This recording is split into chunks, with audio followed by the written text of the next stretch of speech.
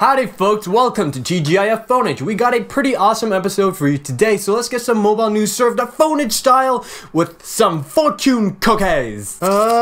Confucius say? A while back, there were some pics leaked on the interwebs of the new iPhone 4G front faceplate. And when people saw that, they were like, that's so fake, that is ridiculously fake, everything is so fake.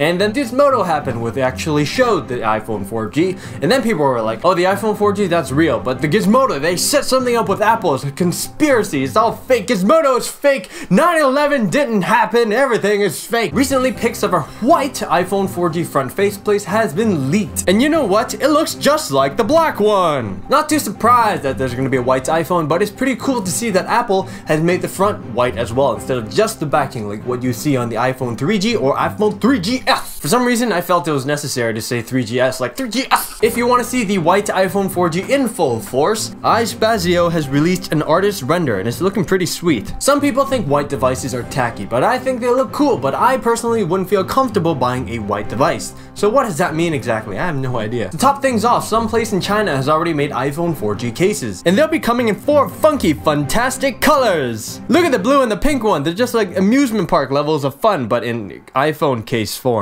While worn Apple goodies, an iPod Touch with a rear camera has been spotted, again in Vietnam. Something's going on over there. I think that pho noodles has something to do with it. As you guys know, sometime last week, the iPhone 4G ended up there. Somehow. And now they got this. It's running some sort of strange and raw looking beta firmware, where you can see a fingerprint, that Nike sports thing, and yes, a Cheerios box. Okay, moving away from Apple, Google has announced a bunch of stuff from their Google I/O Developers Conference. They have officially announced Froyo, which is Android 2.2 and the contraction for the word frozen yogurt. This pic shows some sort of benchmark test between the Eclair and Froyo firms on 2 Nexus 1s. If you ask me, this really looks like that classic game's Lemmings. You know those little guys with green hair, you make them dig and stuff? And that number sort of looks like that countdown timer until they all, explode and die. That was a lot of fun. Google claims that Froyo will have the world's fastest mobile web browser. And as you can see from this fancy bar graph, not only does the last bar tower above the rest, but there's also a nifty little pointing graphic to let people know that, hey, look at this bar, look at how big it is, it's so big, it's important. Gadget uploads a video where they demonstrate Flash 10.1 beta running on the new Froyo firmware. All of the Flash samples Adobe provided seems to work just fine, but Flash struggled to play videos from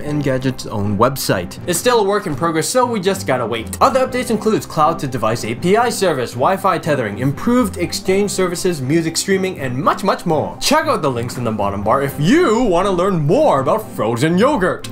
Today's question of the day is actually submitted by one of you guys. It's, what is your most favorite gadget of all time? Okay, that's a tough one, but I'm gonna answer this based on the amount of time I spent with the gadget and the amount of enjoyment I got from the gadget. And my answer is the Game Boy Color, no question about that. You know how many hours I spent playing Kirby, Donkey Kong, and Pokemon on that thing? I wasted a lot of time. Thanks to AMR Vlog for submitting that quafta. In the spirit of Froyo, I have created this Android Froyo wallpaper for today's theme of the day. This episode of Phoneage is brought to you by Crazy Lady Dancing on the Street. It looks like she's like jogging and I don't know if she's senile or... That lady, she crazy. Last episode I asked, if you were contract free, which mobile carrier would you go to and which device would you get and why? It was actually really close between T-Mobile, Verizon, and Sprint.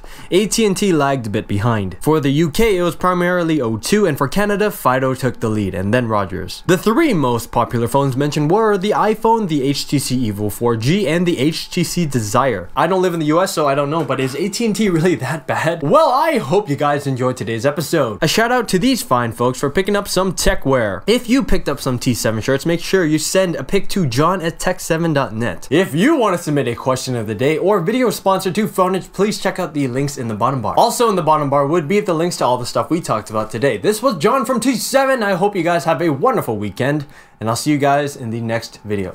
Laters! Really big happy face!